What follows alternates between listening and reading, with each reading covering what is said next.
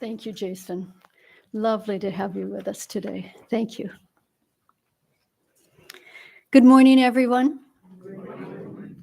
Welcome to the Unitarian Universalist Fellowship of Door County.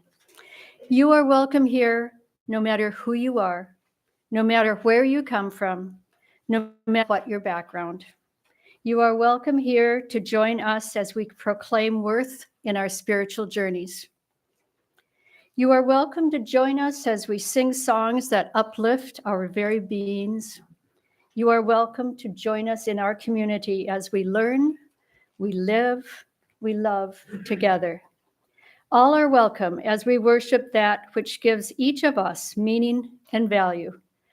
No matter what you call this building, what you call this hour, or this gathering, we worship as one body, illuminated by the light of the chalice. My name is Cindy Nelson, and I'm honored to be your service leader today, and pleased to have you choose to be here, either here physically or here remotely. A special welcome to our visitors. Yes, we have one over here. Would you like to introduce yourself? I'm Sadie Nelson. I grew up in Ephraim, but I usually go to Ephraim Moravian. Okay, well, welcome, Sadie. I know your mom and dad. Any other visitors? Okay.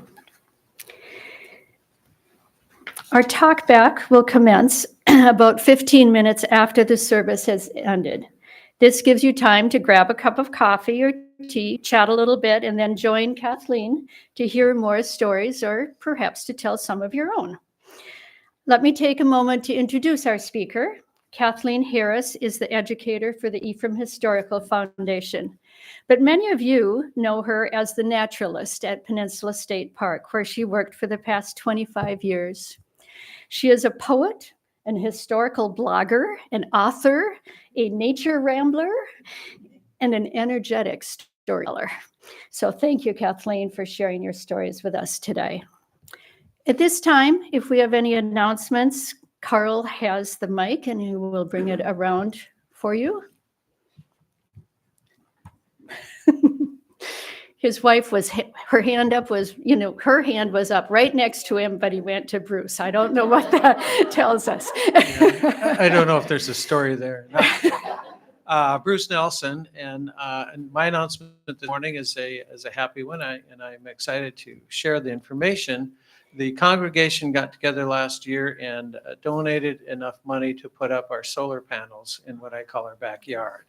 They started operation at very end of March, but I can tell you that from April through September, we purchased just about $900 less of energy from WPS, our supplier. So the other way to look at that is that our panels after 6 months have saved us just about $900. And thank you for the help with that project. And the second part of the announcement is we have adjustable solar panels, so we can adjust them for the season of the year and get the maximum production from those solar panels. And today's the day we're going to do that. So whoever would like to help me with that, let's see me during the coffee hour. It's kind of cold and windy out there today, but this takes just a few minutes. So see me at the happy hour and we will adjust the panels. The happy hour, Take care. not the coffee hour. Excuse me. Well, we're happy to share coffee and donuts with you. Thanks, Bruce.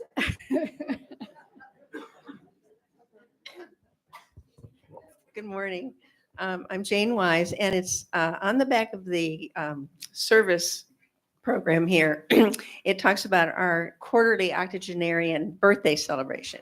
So it's this Friday at 11:30, and I wanted to remind everybody that anyone can come at all. We're celebrating our members and friends who are 80 or older and had a birthday during October, November, and December.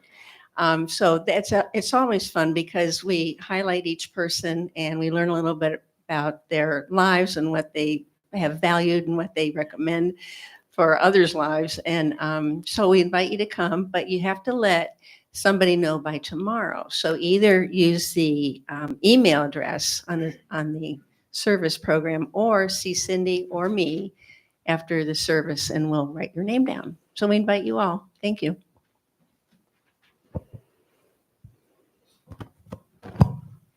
Thank you. Did you know that tomorrow, November 13th, is World Kindness Day? This international day was initiated in 1998 in Japan.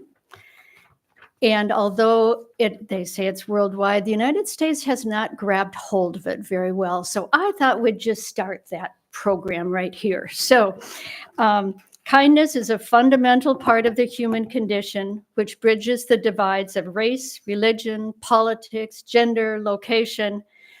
So in the words of Victor Hugo, great acts of love are done by those who are habitually performing small acts of kindness.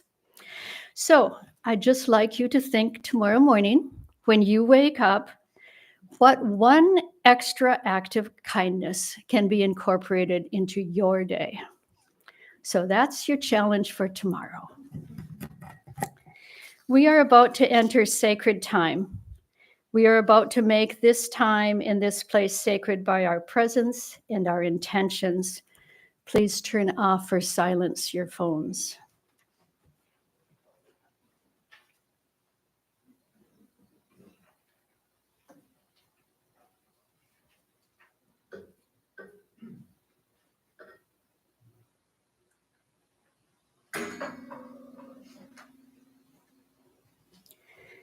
A chalice lit in our midst is a symbol of our liberal faith, a faith built on the foundation of freedom, reason, and tolerance, a faith sustained by acts of kindness and justice, a faith that visions a world flourishing with equality for all her people, a faith that demands the living out of goodness, a faith that requires thoughtfulness, a faith of wholeness. This tiny flame is the symbol of the spark of all this within each of us. Today, Worldwide, Hindus, Sikhs, Buddhists, and Jains are celebrating Diwali. Diwali celebrates good over evil with a 5-day festival of lights. People try to enlighten the dark places, not only in their homes, but in their souls. Today, let us remember that others around the world are also looking at light as a symbol of hope. Please stand as you are able to sing hymn number 318, We Would Be One, and then stay standing to say the unison affirmation and to sing the doxology.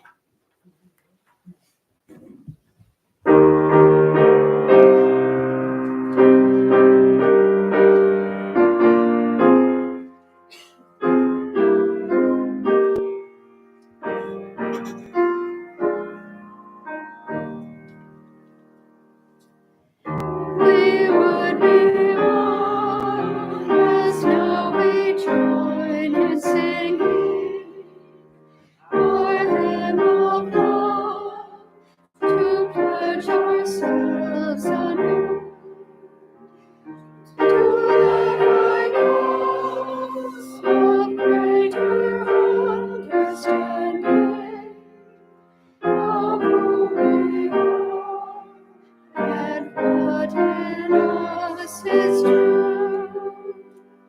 We would be one and living for each other, to show to all a new unity.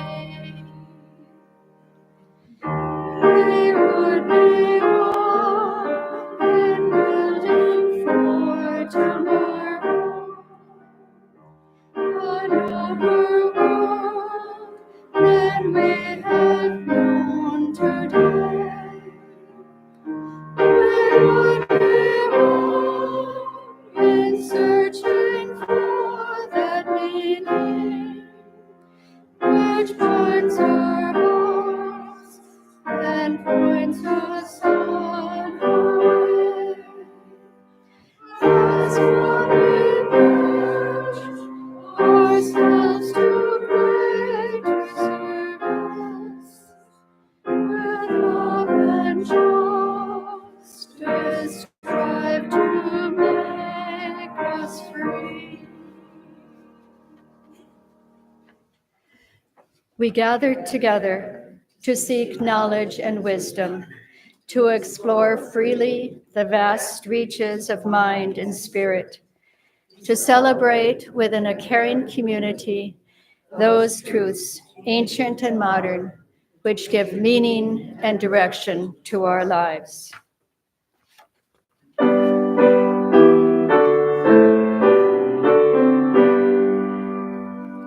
From all that dwell below the skies, let songs of hope and faith arise. Let peace, goodwill on earth be sown, in every land by every home.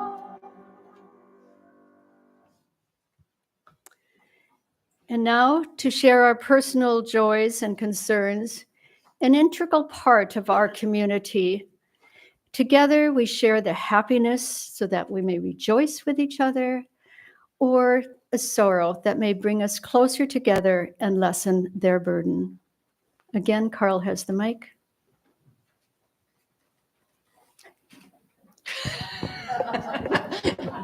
Hi, Jane Wise again. Trish Black has, and it was been informed that Mark Richards had unexpected surgery on Friday, and he's fine, and he's hoping to come home on Monday. He's in Green Bay at the Aurora Baycare. But he wanted to let people know that that's why he may not have been answering his phone or returning messages, because he's been otherwise busy. So we'll just wish him well and hope that he heals quickly. Thanks.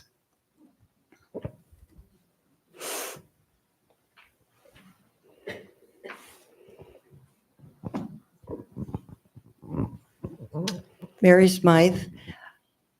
I thought about whether this was an announcement or a concern, and for me, it landed in concerns, so. Okay, Mary. You may know that Sister Bay bought a very large piece of a farm, the Wiltsey property, we call it, on Woodcrest Road. And as part of that development, it's going to be, a major part is going to be affordable housing. On December 9th, they're holding an open house for people who need affordable housing to get their input as to what might work best for them. And I know that this congregation is involved in kindness and in outreach. And if you know anybody who might qualify to give their input to Sister Bay, they're very, very serious about, we need to build this in response to what the needs are, not what the top-down people think this housing should be like. So please reach out to them. I've got some information if you'd like a sheet just explaining more about it. But they really want some people there who can help them with their plans. Thank you. Thanks, Mary.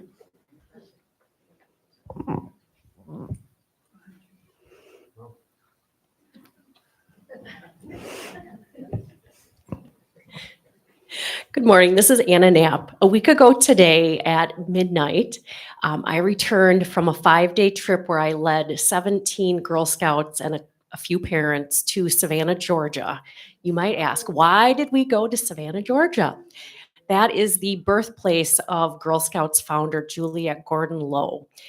So we got to explore the history of how Girl Scouts started and have some great adventures along the way. So thank you for everything you've done over the years, buying candy and cookies and otherwise supporting the Girl Scouts. This was a trip that our troops pretty much paid for the girls to go. So it was an amazing experience for some high school and middle school Girl Scouts. Thank you. Thank you, Anna. Bless your heart. 17 girls. That'd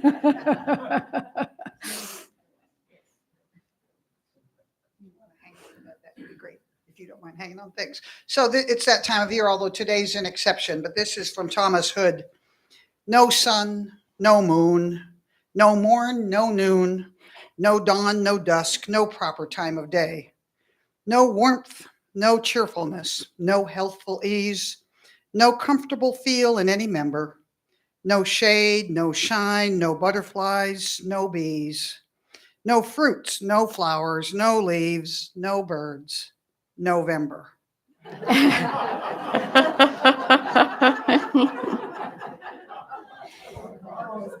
Well, Mother Nature is tricking us today. It is not like November, and the entire week ahead is not like November. So we're going to be blessed this year.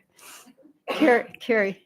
Yes, Carrie Link. I know that all of you know and keep Al and Cynthia Johnson in your hearts.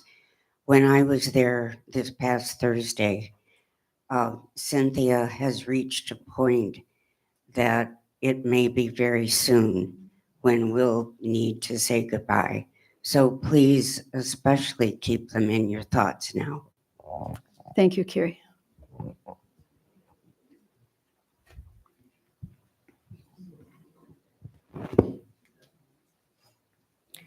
It is time for our offering, contributing as we can to sustain our fellowship and the works that we believe in. Thank you, as always, for your generosity.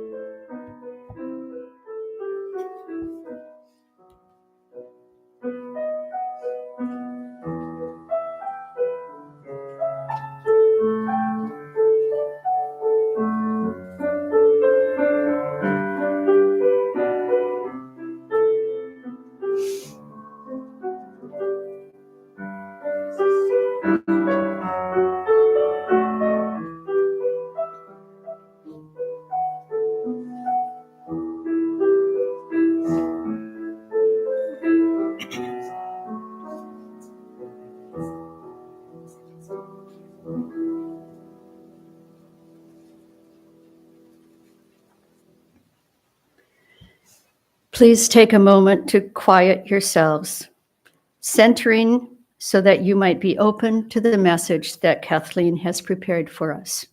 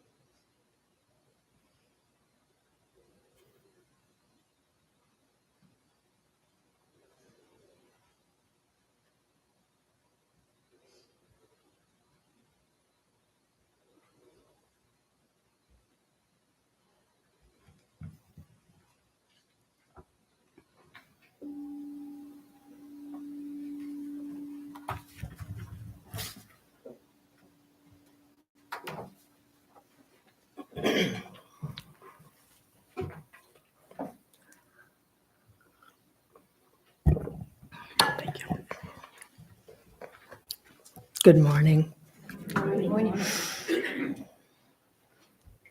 Door County stories I heard last summer. 10 miles northeast of Chambers Island lies a submerged ridge of Niagara stone called Whaleback Shoals. Mariners can sometimes see it, especially on a dead calm day in winter, a day that is bracingly clear. The shoals catch ice as it shuffles across the bay, creating a jagged line of glittering white.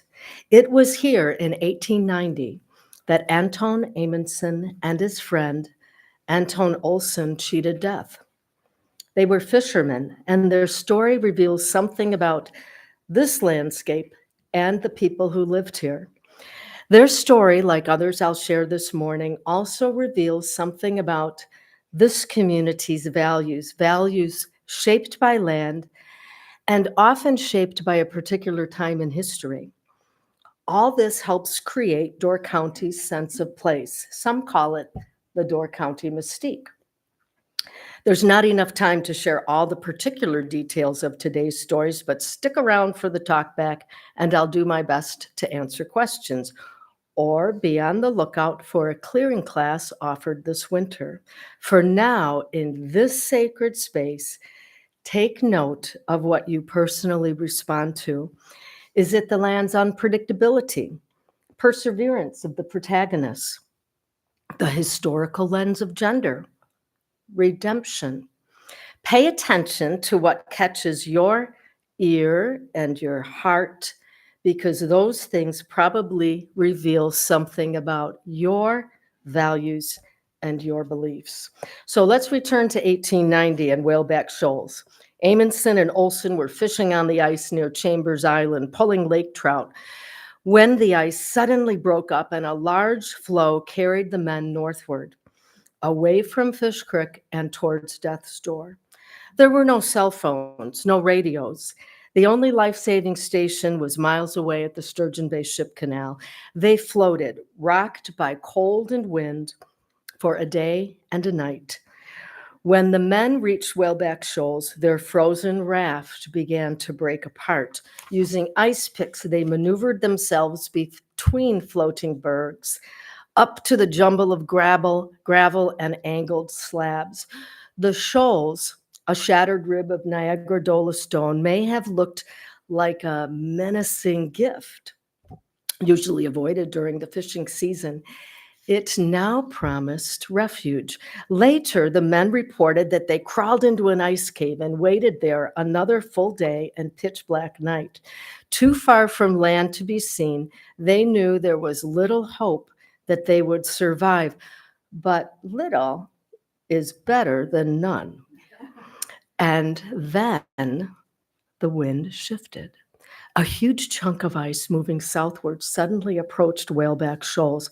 Anton Amundsen and his friend hitched a ride, jumping from one bobbing cake to another for 12 miles, landing finally in Sister Bay. In this tale, perseverance drove courage, in a land where nature seemed to give and take. Did luck, divine providence, or something else save their lives? Anton Amundsen continued to fish for all of his 85 years. Born in Ephraim in 1855, just 2 years after the founding of the village, he married in 1888, 2 years before his adventure on Whaleback Shoals. His wife, Anna, was the sister of the Moravian pastor. She'd immigrated from Sweden to help her brother and his family and lived at first in the house known today as the Iverson House. The pastor's wife describes Anton and Anna's wedding day in really delicious detail. You can read about it in the book, The Door County Letters. 12 lemon pies, a roast, jellied fish, furniture moved up, down, and sideways to accommodate the many guests. Anton in a blue suit, his bride also dressed in blue and wearing a long veil adorned with a wreath of myrtle. Anna Amundsen, the bride, was already suffering from undiagnosed Bright's disease, a kidney disease that would end her life at age 42. Prior to her marriage, when Anna was living in the Iverson house with her brother and his wife, there was another couple living there too, the Valentines. The husband's name was Frank. He had recently built a pier in front of the Jacob Smith store, a building known today as the Post Office Restaurant. Frank is the link to our next story, a story that reflects power dynamics related to gender as manifested in a particular time period. This tale has a beginning and an end, but given time constraints, I'll start in the middle with an entry from church archives. Quote, Andrew Marinus Johnson, adopted son of Mr. and Mrs. Andrew Johnson, was born in Ephraim, September 20th, 1898. While fishing on the Anderson dock, he fell into the water and drowned July 14th, 1908. Little Andrew was an obedient and manly little boy and was a source of comfort to his foster parents who will miss him sadly. He was a faithful member of the Moravian Sunday School. Owing to the pastor's illness, the funeral was conducted by Reverend Dr. Hardin of the Third Presbyterian Church, Chicago. The interment was in the Moravian Cemetery, end quote. Andrew's birth father was Frank Valentine. When Andrew was born, Frank had been married for nearly 20 years. He was 42 years old. Andrew's mother was a 20-year-old single woman named Emma Alfredetta Trueblood Johnson. The Johnsons, the little boy's foster parents mentioned in church records, were also the adoptive parents of his mother, Emma. Emma's birth mother, a Goodletson, had died when she was a baby. Emma was a twin. Her twin brother was adopted and raised by the Goodletson grandparents, the people who built a log cabin on Horseshoe Island in the 1850s, the very cabin that stands today near Ephraim's Pioneer Schoolhouse. We will never truly know how the community responded to what was likely considered a scandal, but we know this much from the written record. The little boy was wanted and loved. And we know this much about Emma, his mother. On November 6, 1900, she married Nels Peter Anderson, a Dane who immigrated to Ephraim at age 8 and served as Ephraim's constable. Their license to wed notice appeared in the Door County Advocate. They had several children together, and I like to think that they were happy. For me, this story affirms the possibility of redemption after catastrophe. But can redemption happen without compassion? In 1912, an obituary for foster mother Marie Johnson appeared in the Advocate. Although herself motherless, Mrs. Johnson mothered other children. Mrs. Nels Anderson, having come into the Johnson home when but 5 months old, and who will always regard her in the light of a maternal relative, and little Andy, who a few years ago lost his life by drowning. Good things happen when people choose to move beyond detached tolerance and embrace the outcast, showing compassion when it's hardest to give. Agape love helps erase shame. At age 40, during the 1918 global flu pandemic, 10 years after her son died, Emma passed away. Nels moved his family to Wilmette, Illinois, where he worked for the railroad and, it seems, never remarried. Did you hear me mention Horseshoe Island? It's a bridge to our next character, Alma Folda. She was half of the power couple, as we'd call them today, who summered on an impressive estate in the early decades of the 20th century. Their riches to rags story is told in Tank Sholom's fabulous 1998 book, Horseshoe Island, The Folda Years. Over the years, I've portrayed Alma Folda and have even made her famous pinch pie, a baked meringue dessert topped with fresh fruit that appeared in the first edition of Joy of Cooking. This summer, I had the chance to correspond with her granddaughter.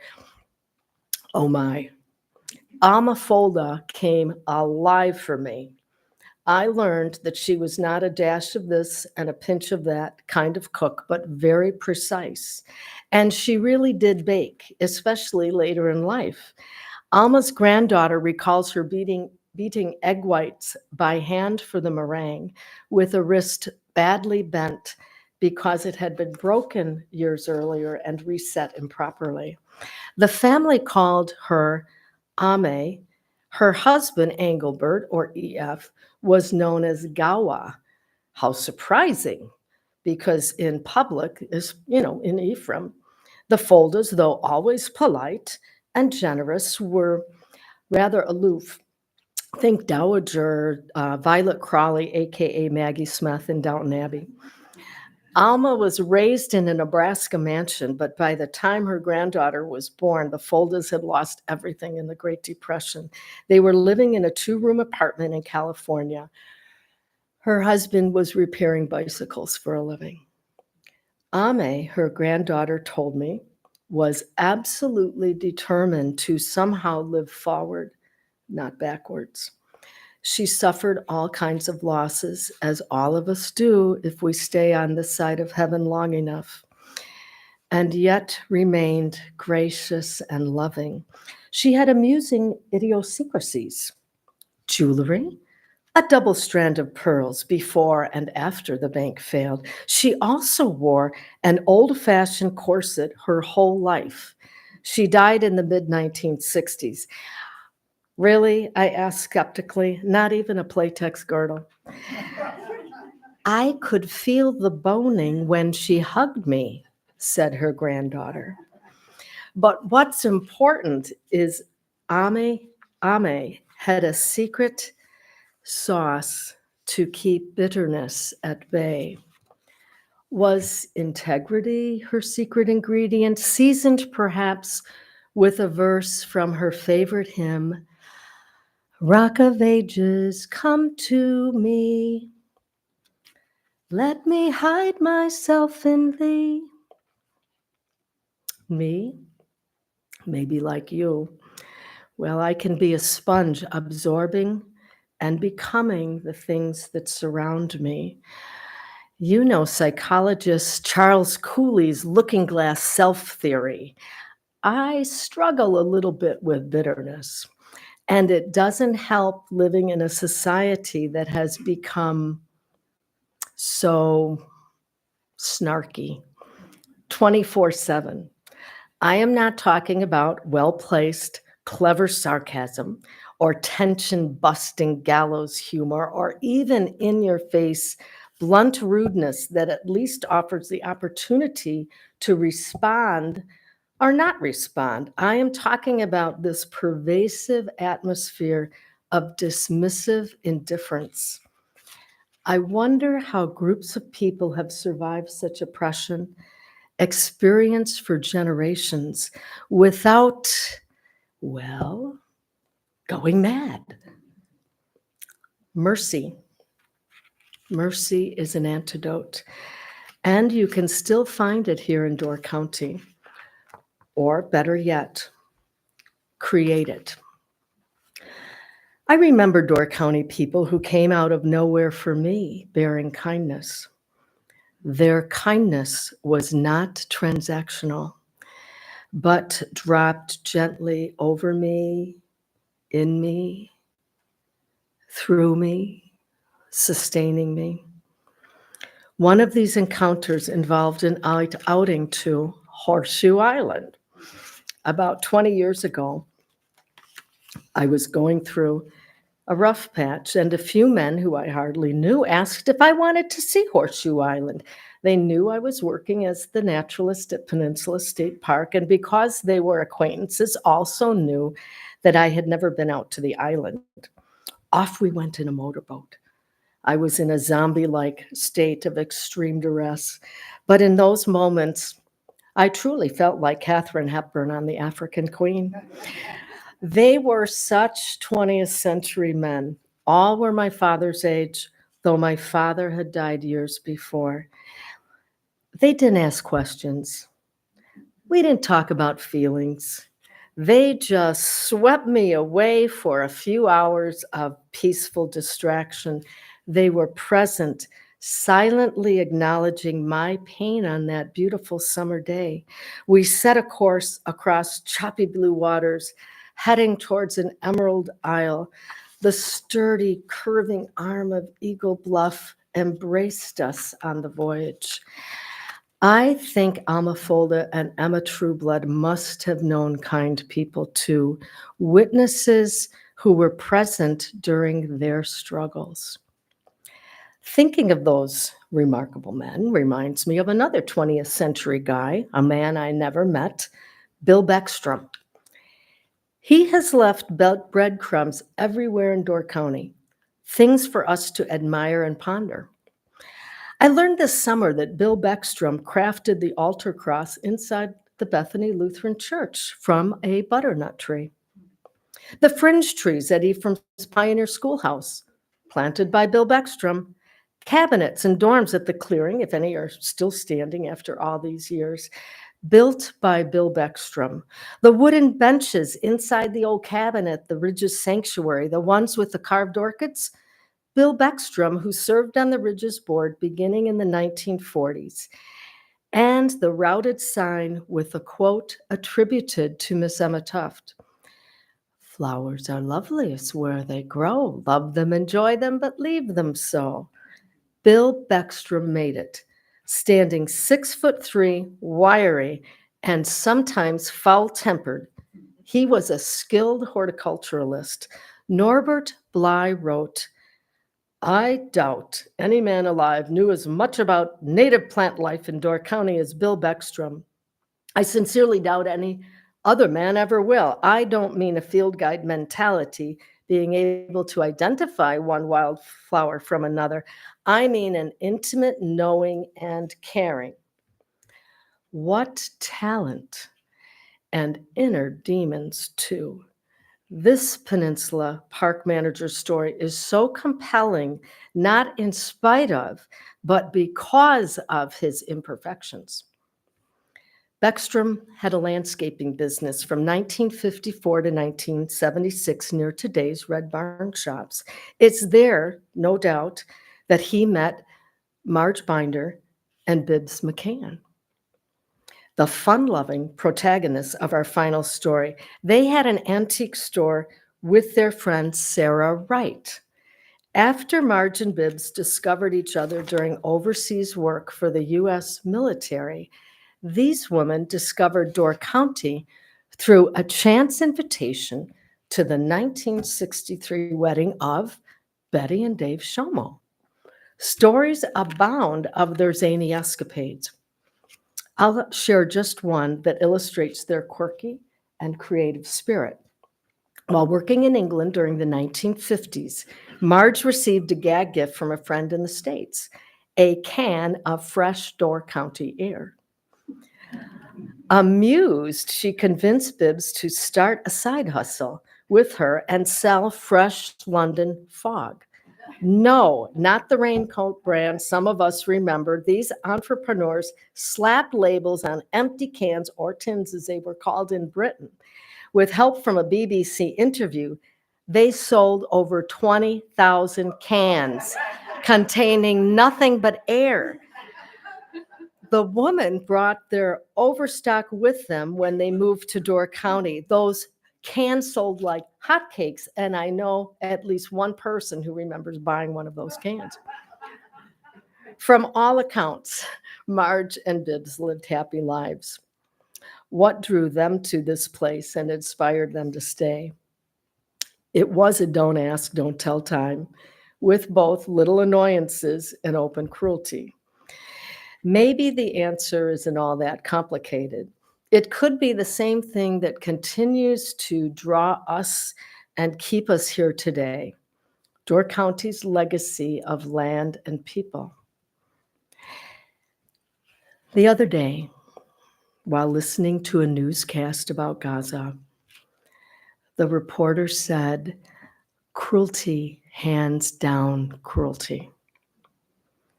Those words give us a sense of place that is dangerous and fearful. But if it's true that cruelty hands down cruelty, then the opposite is also possible. Love hands down love. We've observed both rage and compassion in the Middle East conflict in Ukraine, in our own community. We've heard fragments of both cruelty and love in today's stories too, which are set in our home, Door County, with its distinct sense of place shaped by water and rock and people. The questions to ask ourselves at this moment in time are, what are we handing down? What stories are we creating now that will serve as guideposts for the generations who follow? Thank you.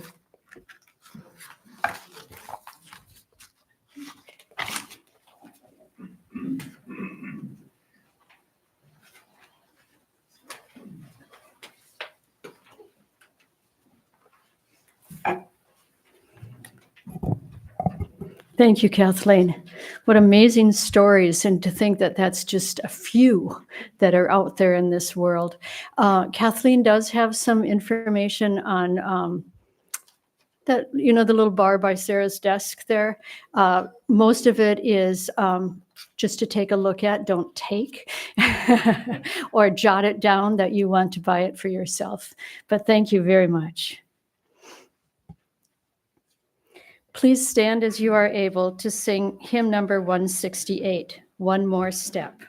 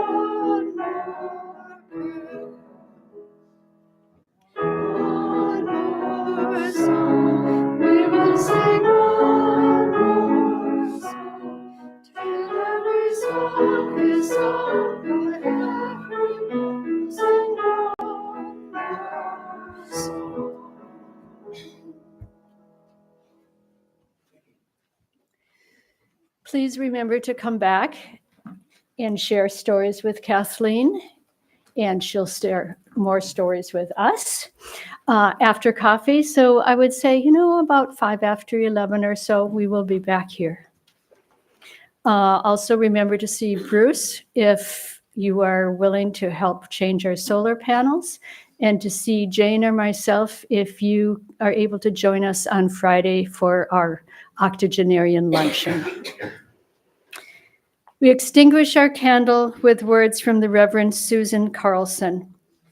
We leave blessed by our connections to one another and to the spirit of life. Spread your arms, feel the joy, share the kindness, live to love, and live to be a blessing upon our earth.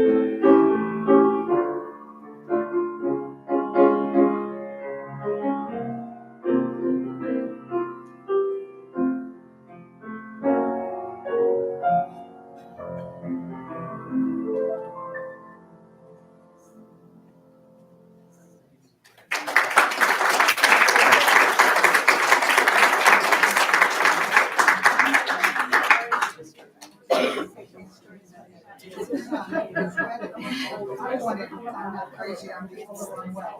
I said, no, you can either get this or in